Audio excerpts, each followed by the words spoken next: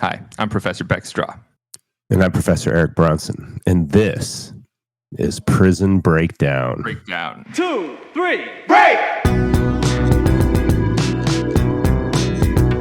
Hate to spoil his fun, but we're gonna bust out of here. 2, 3, break! I'm locked in here with you.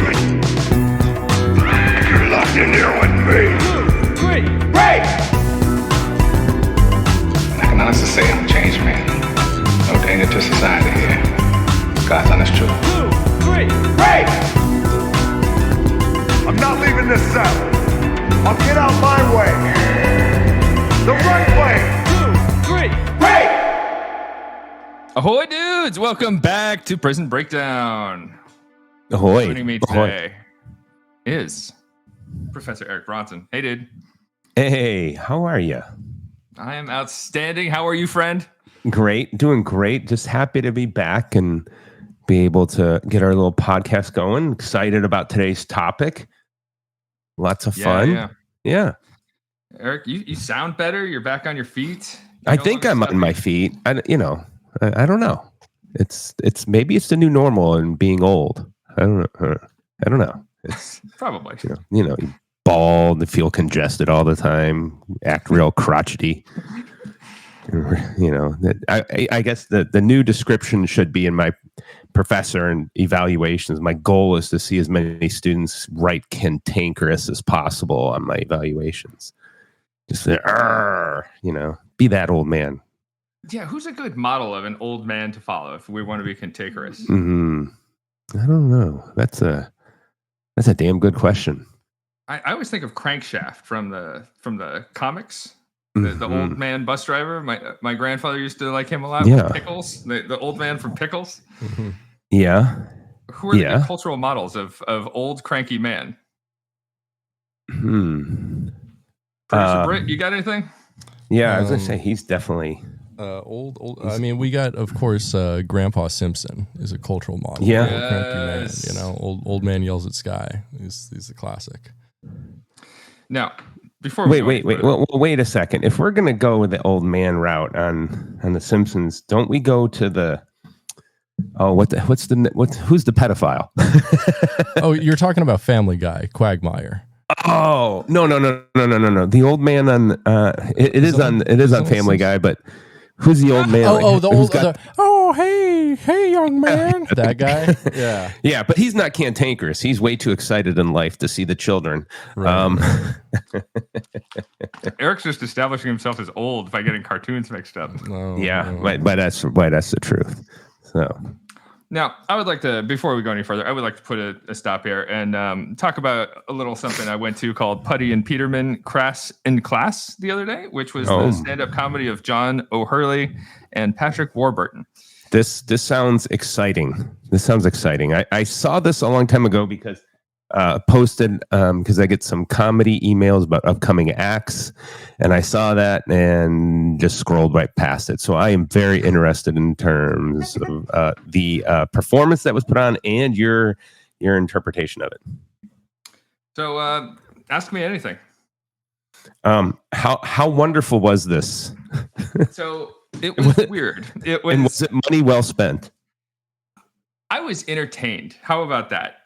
Patrick Warburton, I love him on a show, but he's he's best used sparingly. And his stand-up comedy is like, I love listening to podcasts in like 1.25 or 1.5 speed. I know producer Britt hates this, but his whole act is like him in 1.5 speed, and none of it's sparing. And it's all like about his mustache or his wife or his dogs. It's very domestic comedy that it just didn't keep my attention like I wanted it to. Sorry, Patrick Warburton. Really? Rescues sparingly and with a few words like high five. Like then he's super funny. But when he's talking all the time, he has the opportunity to be less funny. That's true. That's true. Yeah, and his comic timing doesn't get to shine at that point either, because the thing that's funny about him is like the pause and like, yeah. And then that's that's right. Yeah. Exactly. So it doesn't work as well. He's best used like not as a main player on your show, as a guy who shows up for a scene or two every time. But what about John O'Hurley, Peterman? John O'Hurley, fucking incredible. Yeah, really. He's got presence. He's got an aura to him. Like he does. Like growing up in Alaska, he was like the spokesman for our equivalent to Comcast up there, a company called GCI. And like, so you'd always see him on TV, especially if you were watching Seinfeld. They'd always play those episodes, and then like you'd get a commercial or two with John O'Hurley in between those episodes. So it was just like, he was like a big part of, I don't know, my childhood kind of. He was an iconic figure. Now, interesting. Both of them, I won't call it a complaint. My one observation with the two of them is both of them are kind of talking their career at the audience. Sure. Telling you about the different things they've done and then relating a funny anecdote from each thing. Like John O'Hurley did Family Feud. He does some kind of national dog show every year on NBC. Some kind of celebrity golf tournament every year on NBC. So he's talking about these different events. Whereas Puddy, Patrick Warburton, is talking about the different sitcoms he's been on and Family Guy, Rules of Engagement, that kind of thing. And the thing I loved, John O'Hurley does his last 10 minutes in character as Peterman, telling you about Peterman's journeys and travels. I like that. With made up stories. I like that a lot. With his classic, like, what a flim flam operation. Like that kind of stuff. It's exactly, his elocution is beautiful. Yeah. He apparently, they did a Q&A together at the very end. Oh, cool. Asked him about his voice, if he's always talked like that. And he said, actually, I was like late to hit puberty at like 16 or 17. And then he went to Providence College afterward. And he was the only theater major there, according to him. And he also minored in opera. And so he learned to use his voice as an instrument, recognizing like the power of his voice and how he could tune it. And that's what got him talking like he talks. So that's why he's the only man left with a mid-Atlantic accent. Besides Matt Berry, who... Yeah, in a way. His is more like, I don't know, kind of British-ish. It's British mid-Atlantic. Yeah. Just trying to be snooty, right? Yes, I love that accent. It's something that it's going to be lost to time someday, but keep it around. I don't know. For me, Patrick Warburton, I think when I think of him, my mind doesn't think Seinfeld and Puddy. And maybe yours will too soon, but mine directly goes to Emperor's New Groove and his role as Kronk. When he did mention Emperor's New Groove, and I've never seen it. Shame on you. It's a great one. In fact, one of my best friends was an animator at MGM for that movie. Shout out to Big Mama Dawn Watson. So she worked on that one along with a few others. But that was her first movie that she worked on. And that's all I can think of when I hear his voice. For some reason, that, and I will say that when he did that, that whole Devils episode where he painted his face, that whole over the top fan, and he was out there screaming at the priest and made the priest have the heart attack. It's that's what I think of. And I just, beyond that, I could not see, there was a reason why I scrolled by that. I'm like, there's no way this is funny. So I'm glad somebody else got suckered into it, not me, and I can live vicariously through the lack of humor of those two. I told a friend it looked fun, and he and his brother bought me a ticket because I said so. And you know what? I'm very thankful I went, and it was time well spent with friends. Okay, it was a delight. And as I said, John O'Hurley is he's a king. We love him. And Patrick Warburton, you're fine.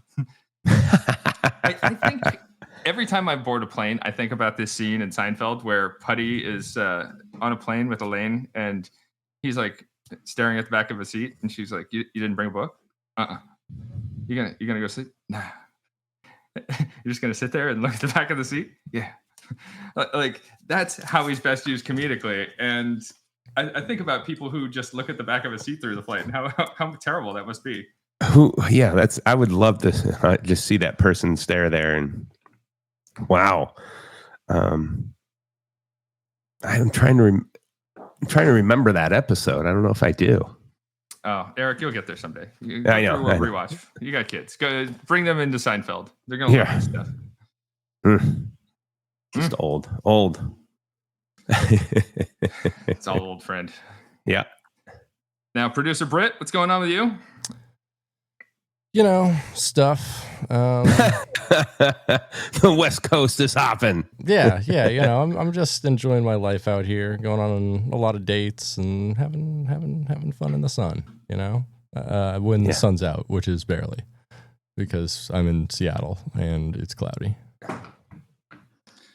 Yes. Well, get well soon, son. Yes. Yeah. Oh.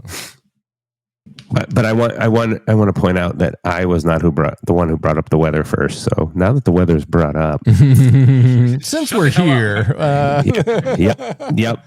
So you can't yell at me there, Professor Strah, because I didn't bring it up. But man, we are ready for spring to arrive. Mm-hmm. This crappy 30 some odd degree weather that we had in the last couple days has not been fun. So what, out of curiosity, what's your lawn mowing season around those parts? I'd say we got another couple weeks and we'll probably, like mid-April to end of October. Okay.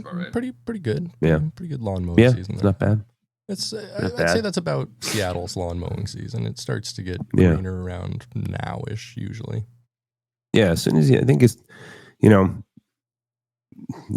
think that we learned that not only the leaves, but the grass growing has a lot more to do with the amount of sunlight it's getting, not just the temperature. So, very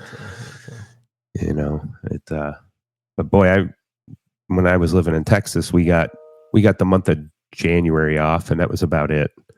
You were always cutting grass. Yeah, I bet. ABC, always be cutting, baby. It's a very I feel like Texas is a very lawn centric state too. I'm going completely off vibes and King of the Hill here, but I feel like that's a thing people are really into in Texas is like maintaining really well manicured lawns, big plots of grass. Yeah, it's so specific to where you are in the state where I was living, big lawns, lots of people taking care of them, that kind of thing.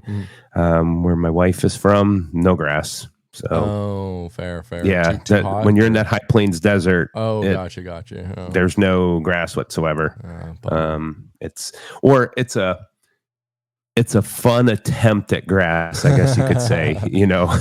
Just because you've got to use a lot of water because in a place that averages 11 inches or 9 inches of rain a year, right? It's just not going to happen. Enough to grow grass at all. Yeah. So, well, enough with lawn talk. How about we move on to news talk? Yeah, let's get a little news hot off the razor wire. Fresh news, hot off the razor wire. All right. From the Associated Press, how a new Georgia bill could change the fate of domestic abuse survivors that are in prison. Mary Favors is still plagued by nightmares from the days her husband beat her, choked her, and verbally and sexually abused her. Now she's in prison for killing him. Their fights often turn physical, and 5 times he was convicted of abusing her. Then one night, on April 2011, court records show Troy Favors began shouting and hitting her before chasing her into the bedroom. She quickly closed the door alone inside, tying the bedroom door with string because he had kicked it down before. She grabbed the knife in case he did that again just before he burst in. When she told him to back off, he refused. And according to Favors, he jumped on the knife, which that part of the article I think could have been a little bit better written, but he jumped on the knife, but prosecutors accused her of stabbing him. So, between 74 and 95% of incarcerated women have survived domestic abuse or sexual violence, according to the Georgia Coalition Against Domestic Violence. Many were tried without fair opportunities to prove the scope of the abuse and how it led them to act in self-defense. So as a result, the Georgia Survivor Justice Act, which just passed the state house overwhelmingly with bipartisan support and awaits Senate consideration, abuse survivors could secure early release from prison. The bill calls for judges to resentence those who are incarcerated and impose shorter sentences on those who are convicted if they can tie their crimes to domestic abuse. It would also expand what could be presented as supporting evidence. So let me get this right. So folks like this woman would be let out of prison if it can be shown that she's shown sufficiently, I suppose, that she's been victimized and that precipitated any violence from her behalf. Well, this is what's interesting about this bill is it calls for resentencing. So, it's not just like something's just going to be waived and they're going to have a certain amount of time cut off or be released, but it says that judges would need to resentence. So it could end up, being a little bit of a judicial nightmare because they're sending folks back to the courts for sentencing. Yeah. But the really strong part about this is for those individuals who were victims to have shorter sentences imposed on them from the get-go. But this is one of the other points about this is it's gaining momentum nationwide. There are multiple states that are considering similar legislation, including our friends that touch us in other states, such as Connecticut and Massachusetts, who are ready to propose similar bills. So, what do you mean by friends who touch us? Yeah, well, don't be afraid. Don't be afraid. It's good stuff. States touching us. It's considering. We are really just a suburb of Boston. Touching states. Yeah, so definitely a possible positive bill coming out for individuals that have been victims of abuse. And again, you don't expect that from Georgia, right? Not at all. No. Yeah, but so this is a good thing. Responsible. Yeah, it's a good thing. So hopefully we'll see an update to this very soon. And that's the news, hot off the razor wire. Now, one question I do have from the story, she used string to tie the door closed. Yeah, I don't get that. I was thinking how often do you have string lying around your bed? Yeah, I don't know. Well, maybe if you've been a victim of it, you're ready for it. I mean, I would have thought belt, but something stronger than string. Yeah, but yarn. He jumped on the knife. I don't come on. That's one of those ones. Yes, I did it because he was beating the hell out of me. And you might get more support for that.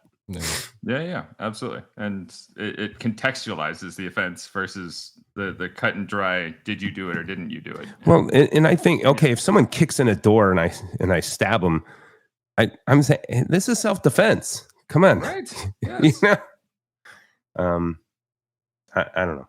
It's you gotta, that's one of those situations where you realize having a good attorney would really help, versus, public defender type representing you just doesn't cut it.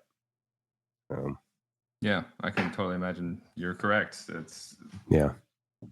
So given more to the context of the situation and having somebody who's competent. Yeah, not absolutely. Overworked. Right. So, but yeah, that's we support our public defender system. I just wish there was more to it. Yep. And by more, we don't mean more individuals. We need more attorneys and more support for them. And more resources for them. Yeah. Absolutely. Yeah. All right, gang. I got a little story cooked up for y'all today. We're going to talk about some Texas prison. How about we move on to the main event? I think before that, we should talk a little bit about our sponsor. Oh, I love that idea. Definitely. Let's talk about the School of Justice Studies at Roger Williams University. Mm-hmm. As our sponsor, we are deeply, deeply appreciative of their support. Mm-hmm. We are in your debt. Yes, they are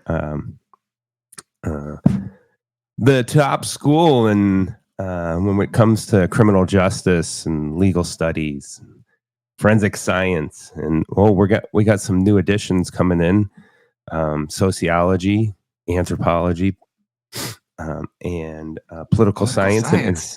Political science, international relations, and that's tying in with public administration at the undergraduate and graduate level. So, man, what a great opportunity for kiddos that are interested in studying that to go to one place and have all that at your fingertips. I'm jealous that I didn't have those types of opportunities. So. Yeah, me too. I wish I would have had me as a professor. Yeah, if I I could go guess back in time and go to school here where I'm teaching, I would, wear a hat or something. I wouldn't be able to tell it's me. And definitely. At the end, I go, surprise, it's me. So I would want me as a professor too. And the other thing, if you have Professor Strah, he is the best dressed professor on campus, without a doubt. Not just suits, nice suits. I mean, fancy things. I've only seen him on covers of magazines and Professor Strah. Professor Strah magazine. That is, right on the shelf next to GQ. Well, thank you, Roger Williams University School of Justice Studies. We salute you. Indeed. Oh, I see Eric's also wearing his Angola Rodeo shirt today too. Absolutely. I can't get away from it. So got my Angola Prison Rodeo shirt on. One of several souvenirs I got while we were on our trip down there in the fall. Oh yeah. And hopefully we'll be making an encore performance. Yep. We have a lot of students asking about going back. We will be doing that soon. Not far from the prison we're going to be talking about today. Shall we move on to the main event? Let's do it.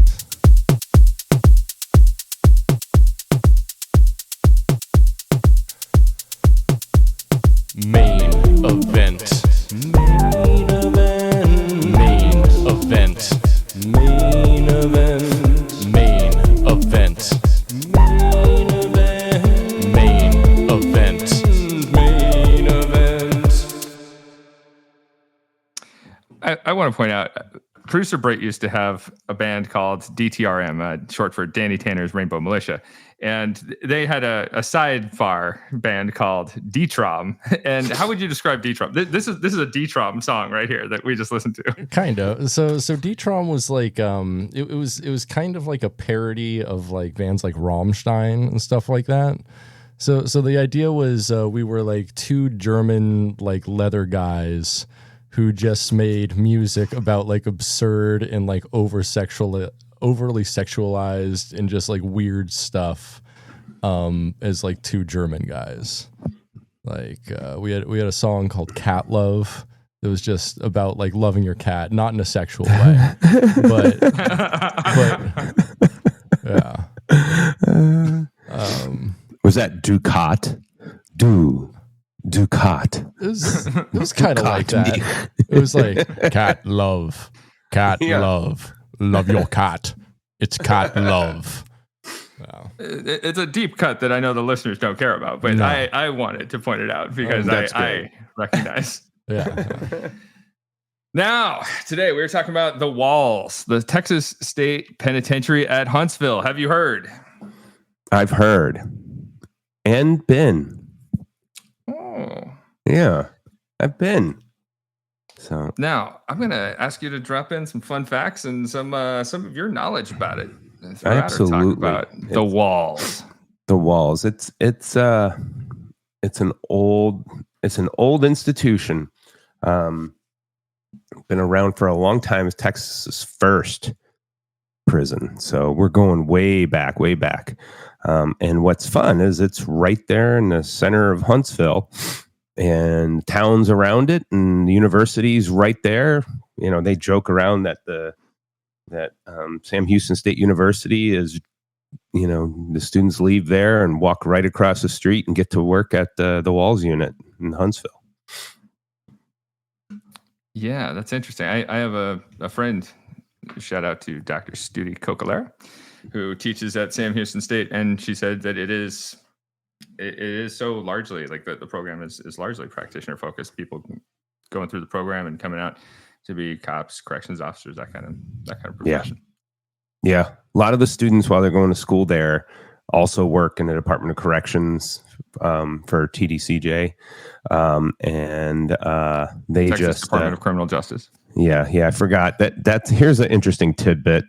TDCJ, Texas Department of Criminal Justice, used to be the Texas Department of Corrections until an inmate filed a lawsuit against the state for false advertisement because they weren't trying to correct them, and the state said, you're right, so we're not going to say we're the Department of Corrections anymore. We're the Department of Criminal Justice. We're here to punish people.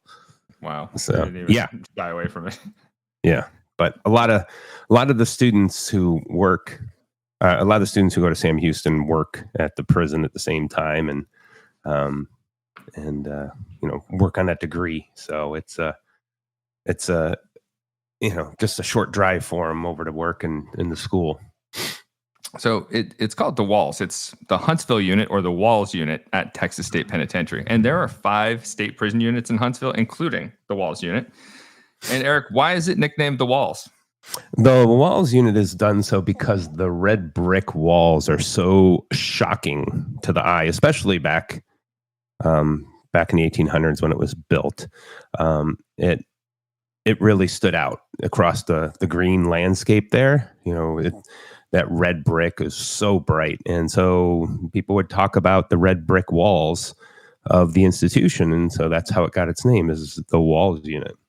Yeah. So it's a 15-foot brick wall. And most prisons in Texas are surrounded by like a chain link fence with razor wire, but not this one. It's that red brick wall, 15 feet high, 2 to 3 feet in thickness in some places.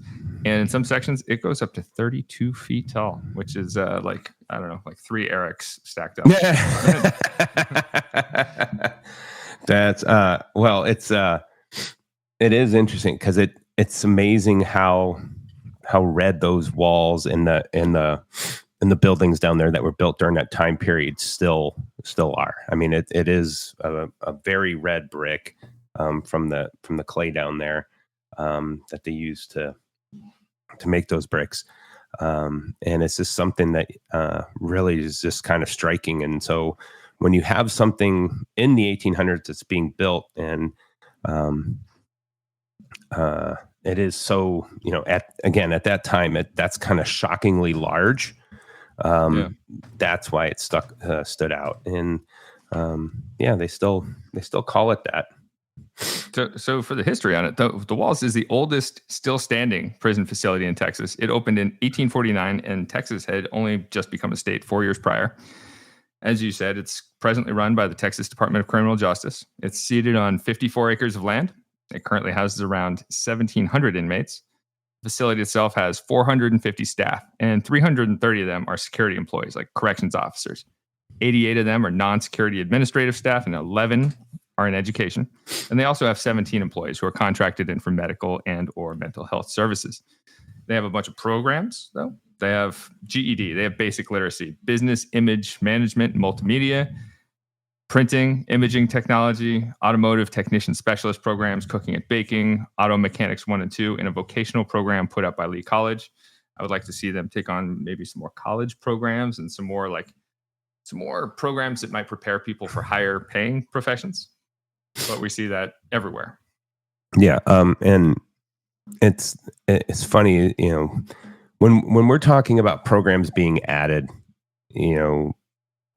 we can talk about places like Rhode Island or Massachusetts or some of these other states that might be a little bit more interested in some type of rehabilitation. Texas is not. That's not their goal. Their goal, again, is to punish folks, and that punishment is to keep them locked up. And if they earn it, if they are able to behave a certain way and stay out of trouble for a certain amount of time, then possibly we'll consider, allowing them to get into some type of rehab program or educational type program. It's interesting that they have the ability to offer all kinds of programming there, especially with all of the institutions, because as you mentioned, there's several institutions just around it. And it's a major prison complex, so it'd be easy to offer a lot because you just bounce from one to the next each day. But they choose not to do that, and they say the taxpayers' money can be spent in better ways. There's also different ways to do it, where like at some of the facilities I've worked at, they take the inmates' commissary money, and the inmates are buying stuff like ramen and cookies and crackers, all that. And they take that commissary money and they funnel that into programming. Why not do that? Yeah, that makes perfect sense. Yeah, take any profits, funnel it into helping the inmates. But you got to stop thinking logically. Prison should not be there to make money under any real circumstances. Right. Now, prison industries, though, they started there. They started at the Walls with a textile mill in 1854, and the facility was actually the industrial heart of Texas prison manufacturing for a while. And they had factories on site. They made wagons. They made mattresses, cloth, shoes. They grew cotton. They raised cattle, and they used cotton and cattle as materials for making clothes. And they also had a license plate making operation there in 1935, but that moved over to the Wynn Unit, another prison in Huntsville. But for work options, we still have a textile mill. Did you get to see the textile mill? Still going? No, I did not. When I went through there, I've been through there twice. It was we got to see one of the cell blocks, and we got to go over towards the chapel, and that's where we were able to talk to a couple inmates. Which is because a lot of times when we take prison tours, when we take students on tours and they allow us to talk to inmates, you know that the staff does a good job of selecting inmates who are going to talk about, oh yeah, I do this and I do that, and oh, I'm part of this program, and they're going to shine a happy light on the institution, what goes on there. That wasn't the case here. There's no like social sanitation going on. Yeah, no, they just grabbed a couple inmates, and they might have thought we were on a Scared Straight program. We're like, life here sucks. There was nothing about it that was painting it in a positive light. It was. I think it was a very realistic image of what goes on here. They're like, oh, these officers they're a gang themselves, and they're running things in here. You can't trust anybody. These people want to kill you over here. So yeah, that's fascinating. I would love to have that kind of access. Right. Let's get somebody who's going to be real with our students to talk to us. Right. It'd be so interesting to hear that. Yeah. But for work options, they do have like the textile mill. They have a warehouse where they make garments. They have a mechanical department that also has some gas engine repair, some tractor repair, welding, and a machine shop. And the Walls unit is also the regional release center for male inmates. So if you're a Texas male inmate who has some kind of detainer, meaning like you're wanted in another jurisdiction, or if you're classified as a sex offender, or if you have some kind of electronic monitoring on the back end of your sentence, like a parole or probation condition, you're being released from the Walls, regardless of where you were convicted, regardless of where you were approved for release. And historically, this is where like 90% of Texas inmates have been released. And it wasn't until 2010 that the state started using more regional release centers. And so now it serves as a release center for persons under those special conditions or persons being released to the greater Houston area. Yeah, and it was that was a really good move by them to come up with the regional release centers, not only just for cost, but just in terms of staff and the inmates, because this is on the eastern part of the state. It's north of Houston, and you're looking at, if you're over in a prison in El Paso, you're looking at on a bus 15-hour ride, to get over there to be released. So it was a really smart move for them to go ahead and divide up the state and say, hey, we're going to have these regional release centers. It makes a lot more sense, saves them money, especially for an inmate that was maybe housed in the South or up in the Panhandle, and they're from that area. For them to be shipped down to the Walls unit and then released and then get on a bus and ride right back up to where they were from a month later. 6 weeks later. That doesn't make any sense at all. And so that was a really smart move by them to do that.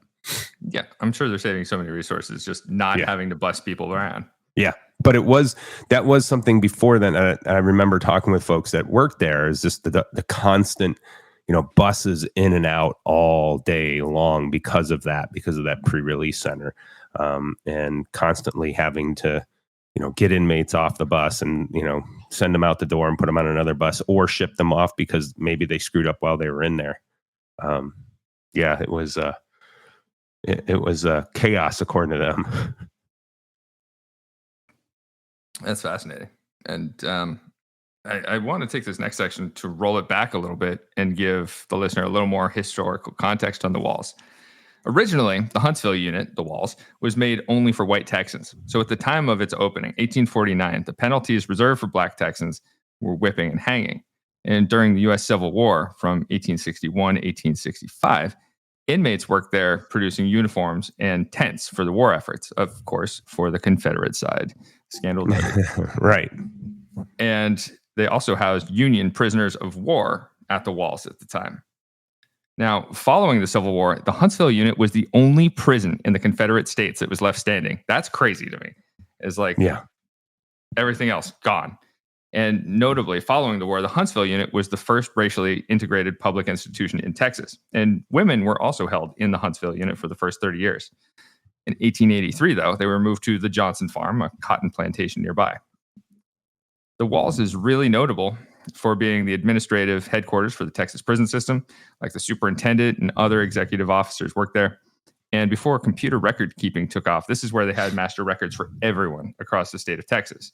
So it was the records HQ as well. Now, perhaps most notably, the Walls is notable for housing the execution chamber for the state of Texas. Did you get to see that? They pointed to us because here's the thing, that the holding cells before are in one part of the prison, and then where the execution chamber is in another. And it's funny because when they mentioned it, they're like, "Oh, we don't want to glorify the execution chamber," but obviously the state does enjoy glorifying that it executes more than anybody else, and and so in one point, they'll say we don't want to glorify it, but they'll also say, "Oh, we've executed more than anybody else in the United States," with a bunch of pride. So yeah, it's it was not something that was on the tour for us to go see on either occasion, even though we asked to see it. Let me ask you: would you ever go as a witness to an execution? It'd be tough. That would be tough. I don't think I'd want to either. I have no real desire to watch someone die like that. No. And, I think the only time, because, who's allowed to be invited, obviously I wouldn't be a representative of the state. So that would be, thinking about who a victim that might want you there, like as, some type of, like, let's say, you were filling in Sister Helen's role and you were a spiritual advisor and they wanted you there. That it might be hard to turn them down, but there's nothing about it that intrigues me. I've seen some folks pass away, and there's, even if it's natural, there's nothing about this where I think you have someone who is in other way completely healthy, taking their life. It's just something I can't, I couldn't say, hey, yeah, that's something we want to see. Not for me, I don't think, which is also part of the reason when, I think I got out of working in the CJ system when I, not only did I realize, hey, having the students' eyes on me are better than inmates' eyes, just in terms of stress level. But the very first thing the warden said to me at the prison was, if your life or another staff member's life is ever at risk, kill the inmate. She didn't say welcome to Green River Correctional Complex. She said kill the inmate. I'm just sitting there like, what the hell? What did you just say? But yeah, I think that's something I don't feel like I that's not something I want to do where it's part of my job. I have the ability to take someone's life. Yeah, or even witness it. I think back to Robert Johnson's article, "This Man Has Expired," where he talks about being a witness, and he was apparently a witness because you could just volunteer for one of these witness spots, and it's done, I believe, by lottery. But the idea is sick. Like, who really wants to sit there and witness this person die, other than perhaps members of the family of the victim? The whole thing's pretty gross. Yeah, and it's something, to think again. How did you ever get the invite in there? Whatever, if you're, even if you're a victim's family member, if you're a co-victim of what happened, I don't know. I just don't know that I could do it. I think, okay, I'll believe the state if they say, "Yep, we killed him." I don't know that I need to be there to see more death. But agreed. So the Walls has been the home for executions since 1924, when the state of Texas acquired an electric chair. And before 1924, Texas counties themselves, not the state, were responsible for executions. And how were those executions done prior to electric chair? Gun range hangings, all kinds of fun stuff that they could come up with, all kinds of creativity.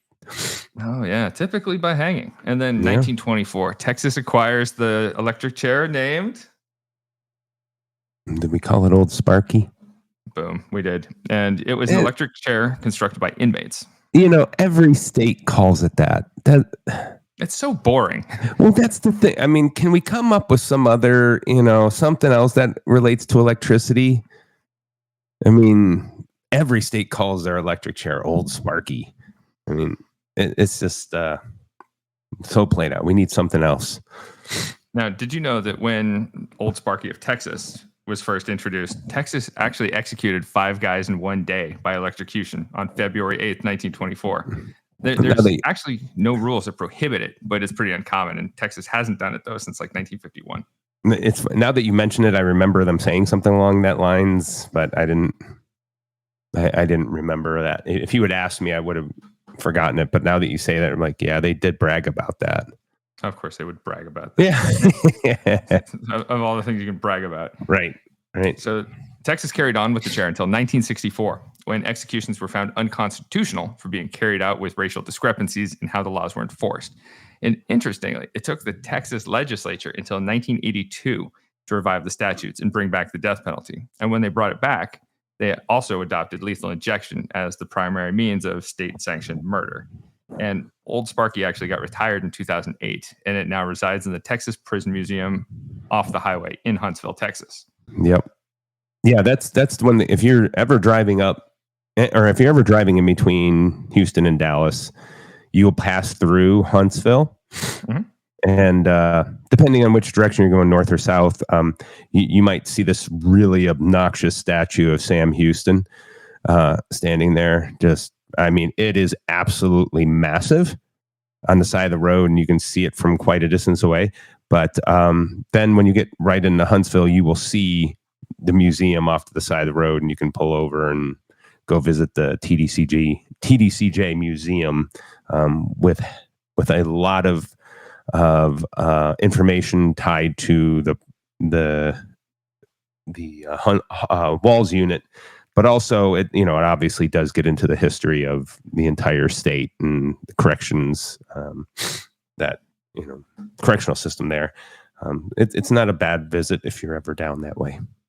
They put on a good show for it. It's a pretty interesting museum to see. It's a decent museum. I'd say it's on par to the one at the Louisiana State Penitentiary and what they have to offer. I think Louisiana has more in there there's more depth to theirs just because that Angola is much more centralized, whereas the ones for Texas, there's over 100 prisons and over 110 prisons in the state, and they're spread out across that massive landscape that they have. And so I think Louisiana State Penitentiary's museum is able to consolidate all of their good stuff right there at that institution. Plus they have the rodeo and everything that goes along with that. So yeah. Yeah. That's the prison where it's going on, and they have the space. Yeah. Like that's Exactly. not a problem. Exactly. So the Walls doesn't actually have a death row. Now, currently, male death row inmates are held in the Polunsky unit in South Livingston, Texas, and female inmates are in the Mountain View unit in Gatesville, Texas. But on the day of execution, inmates are brought from their respective death rows to the Walls in the early afternoon, and they get to make a final statement if they like, though they're not required to. The executions themselves start after 6 p.m., and until that time, inmates are waiting in a cell 30 feet away from the execution chamber. The execution chamber itself, it's a 9 by 12 foot turquoise room with a gurney in it, and to make it look more accommodating, Warden Jim Willett added a pillow to the gurney during his tenure at the facility. Isn't that nice? Yeah, it's sweet. It's real. I mean, that's a nice added touch. I wonder if, it'd be nice to just leave a chocolate on there. Oh, would you like a chocolate? Turn down service. Right. So there's 2 rooms adjacent to the execution chamber. Both of the rooms are separated by glass. One's for family and friends of the condemned's victims. The other room is for the family of the condemned. Now we get to the stuff I think is real interesting. Texas doesn't allow for requests for your final meal. They actually ended that practice in 2011. And there's a reason why. Things had gotten out of hand. Well, let me tell you about what happened. This guy being executed, Lawrence Russell Brewer, he was a white supremacist gang member. In his crime, he chained a black man, James Byrd Jr., to the back of his truck, and he dragged him to his death across a bumpy road, like horrific. And this shitty and brutal crime was used as an example for why they shouldn't give the final meals. And Texas Senator John Whitmire argued that it was inappropriate to afford this privilege to a murderer since the victim didn't get to choose their final meal. And so Lawrence Russell Brewer, his last meal was 2 chicken fried steaks, a triple meat bacon cheeseburger, fried okra, a pound of barbecue, 3 fajitas, half a loaf of white bread, a cheese omelet, a meat lover's pizza, a pint of ice cream, and a slab of peanut butter fudge with crushed peanuts and 3 root beers. This dick orders this decadent meal, and apparently he didn't eat a single bite of it. And prior to his ban, go for it. And the big thing is, with that, I just happened to be there at that time while that was going on. Yeah, I was in Texas while that was going on. The media caught wind of this, and it took off like wildfire that he didn't eat any of it. And then because it was such a big thing in the news, the politicians then said, we are not going to allow this unlimited whatever you want idea of your last meal. And now there are strict limitations on what you can get, and the financial burden on the state in terms of what you're allowed to ask for. Now, there is a little caveat to that. If your family wants to contribute money so that you can get more and make it a little more lavish, or the stereotype of what the last meal could be, they'll allow you to do that. But it's not going to be on the taxpayers' bill. Interesting. So before they banned it, though, Texas had mandated that the food had to be made in the prison kitchen, and they would carry out the request only if the materials were available in the kitchen, but they didn't have any kind of real dollar amount attached to it. Yeah. And the state of Texas actually used to list the meals online as part of their death row website, and that eventually got curbed because people found it offensive. Right. And there was an inmate cook who made final meals there for 11 years, a man named Brian D. Price. And Mr. Price was doing 14 years for assault at the time. When he gets out in 2003, he wrote a cookbook called Meals to Die For, which I love the idea of. And I don't find these recipes tasteful, but their names were like Gallows Gravy, Rice Rigor Mortis. Oh, this is the cookbook for me. Old Sparky's Genuine Convict Chili. These are outstanding names. So Mr. Price got out of prison, got married, and he actually opened a restaurant in East Texas. And when Texas announced it was going to stop the tradition of the last meals, Brian Price stepped up and he offered to pay for and cook every final meal for condemned people, but the state said no. And Price argued that we shouldn't get rid of the last meal, stating that justice is going to be served when this person is executed, but can we not show our softer side, our compassionate side? How do you two feel about that? Yeah, I'm all for, there being some type of something kind of, some kind of send off for inmates to let them have something with their family. Because that's the other part about the last meals are shared with family members of the condemned. So I think that's a, big part if you're removing that. I think that's something that, it will be lost if, especially with a huge reduction in, a lot of individuals obviously don't eat all the food because they're less than 24 hours away from being executed and reality setting in. And so they're really not all that hungry. It's got to take away your appetite. Yeah. Yeah. So Britt, what do you think about that? I mean, I don't believe in the death penalty in any way, and like, I don't know, Yeah. the whole concept of a last meal is so like sad and draconian. I don't know, but yeah, anyone should be allowed to, I think, bring anyone to their last meal. I think like they should be able to choose any food they want and be able to invite anyone. Like they should basically get like a Make-A-Wish kind of thing. Like John Cena should show up right before executions and be like, "Hey, buddy." Yeah. I didn't know if you wanted John Cena to put his hand up in front of him and show the staff, "Oh, you can't see me." Now, a fun fact about the Huntsville unit: it has the most active execution chamber in the U.S., as Eric touched upon, and there have been nearly 600 executions since 1982 in Huntsville. It was 591 as of October 2024. One final question I threw out to you both: is it haunted? I want Britt's answer first. Yeah, absolutely. What are the? I know. I was going to say, I know people love the idea of haunted places, and obviously where people are have their life taken from them. Would be one of those. So any place where somebody's, if there was a hanging or if there was a murder in an old house, but correctional institutions that are old and asylums where people had lobotomies done. I love the lore behind all that, and even you can stay overnight at this asylum and or this reformatory where they used to perform lobotomies, and boy, it's haunted. I love that shit. That's exactly what I was hoping you'd say. Yeah, you think of like over 600 people died in a single place. Like if haunting exists in any way, I would think that's got to be, it's the place. It's got to be a place. That, or like, I mean, battlefields, or if like there's buildings on like top. Civil War ghosts. Yeah. Or I guess also if like they build on top of like a burial ground, that's got to be haunted. Like the whole Indian burial ground thing. That's got to be a thing. Yeah. If haunting exists. It's done a good job like cementing itself in culture. Yeah, it has.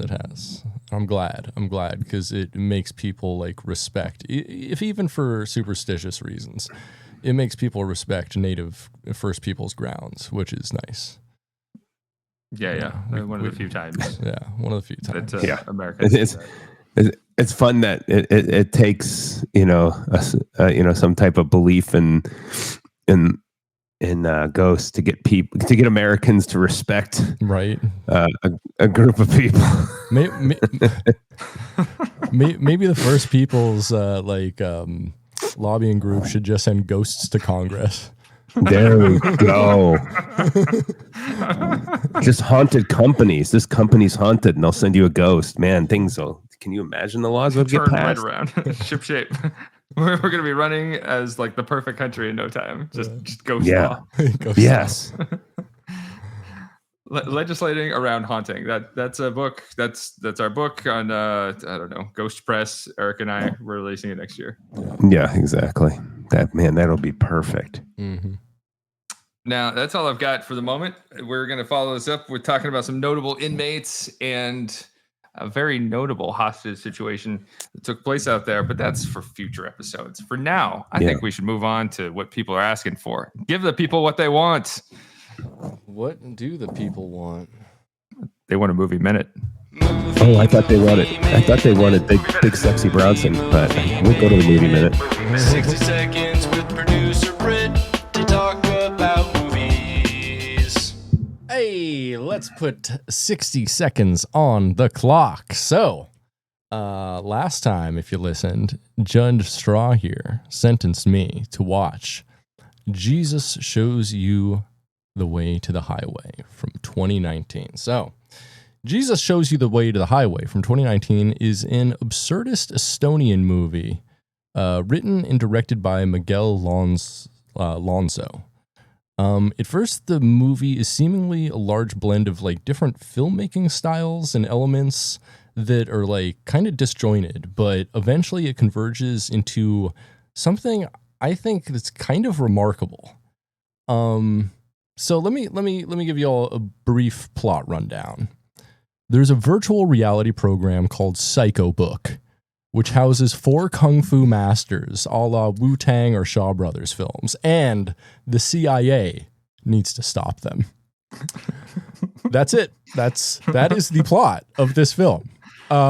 There's also like this crazy hallucinogenic drug with wild side effects that the CIA has, and the whole thing's incredible. For those unaware, my favorite genre of movie is 90s virtual reality thriller. And this, oh, you'd love it. This scratched that itch. I also love experimental filmmaking, indie filmmaking, like absurdist filmmaking a la Hordowski, and for lack of a better term, like outsider filmmaking. And this movie scratched all of those itches somehow. It was weird, it was wild, and it's kind of hard to explain, so I don't think I will. When Judge Beck told me this movie would be right up my alley, he was giving an incredibly astute and accurate observation. This movie was fucking weird, but it was also fucking for me. 4 out of 5 soups. Wow. Very, very solid endorsement. Very, very fun. It's not going to be for everybody, but it was definitely for me. 10 minutes in. Mm-hmm. No, it was a wild ride, man. I'd recommend, I don't know, taking some time and watching it. Yeah. You think I should give it another chance? Yeah, I think you should. I'd watch it with you again. It's pretty good. All right. Let's do it. I dig this. All right. That's interesting that you could only make it 10 minutes and then we got 4 out of 5 soups there for him. Yeah. As I said, it starts out just a large blend of filmmaking styles and like elements from all over the place. But like, it comes together, you realize like what the filmmaker's going for, and you're like, okay, I think they're succeeding at what they're trying here. Because it's a lot of different stuff, and it's definitely made by someone who really loves movies. Like they want to push the boundaries on movies, but also celebrate like so many elements of movies that have been used before. You know, a true student of the art. Interesting. I was telling Britt, it came off as like too experimental for me, and that it was like aggravating to watch it first, but if it gets better over time, great. Yeah, I'm in. It's a wild ride. Judge Bronson, you got a sentence on you? Well, the only one I had picked out was one. I don't know if you've seen it. It's more of a fun one. I figured we could go easy on him here, not knowing that he was going to love this movie. But have you seen Stir Crazy? With Gene Wilder and Richard Pryor? Oh, a long time ago. Is that the one where it's about a prison rodeo? Okay. Oh. Yeah. So, yeah, I think it would be a good one for you to. Beck, have you seen this? I've not seen it. Oh my goodness! If someone who's a comedy, well, maybe. Especially since the two of you haven't seen it, maybe we want to pick something else out. This is a good one. This is, granted, it's from my childhood, so maybe that's why I have such love for it. But It's a good one. I don't know. Do you happen to have another one in the? I've got a whole list in the hopper. Let's. Okay. Okay. So I have. All right. Producer Britt, I sentence you to watch 1970s The Traveling Executioner. Okay. The Traveling Executioner? You got it. Starring Stacy Keach and Bud Cort. We love a Stacy Keach. Did he? Emmett Walsh. Did he just recently die? According to IMDb, he is still kicking. Oh, it wasn't Stacy Keach. It was God, it was another guy who's only in bad films, but he's always good in bad films. Was it Wings Hauser, maybe? That is correct. Wings Hauser. Yeah. Goodbye. He left. Yeah. It's beautiful Earth. Oh, R.I.P. Wings Hauser. Yeah, a couple weeks ago. He finally got his wings. Shut up. No.